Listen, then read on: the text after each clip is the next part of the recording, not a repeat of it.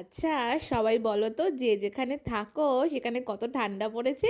আমাদের এখানে তো প্রচুর পড়েছে। সেই জন্য আজকে বানিয়ে নেবো ছোলার ডালের বড়া চায়ের সাথে খাওয়ার জন্য। তাহলে চলো। প্রথমে কি করতে হবে? প্রথমে ছোলার ডালগুলোকে 2 ঘন্টার জন্য ভিজিয়ে রাখতে হবে। তারপর সেটা ভিজে গেলে মিক্সিতে বেটে একটু জল ছাড়া বাটবে, অল্প জল দিয়ে বাটবে, বেশি জল দেবে না।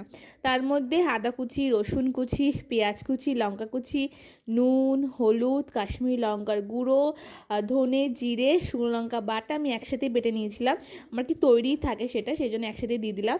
তার সাথে আর কি একটু ধনেপাতা কুচি দিয়ে ভালো করে মেখে নিয়ে গরম গরম তেলে ছোলার ডালের বড়াগুলোকে ছেড়ে দেবো।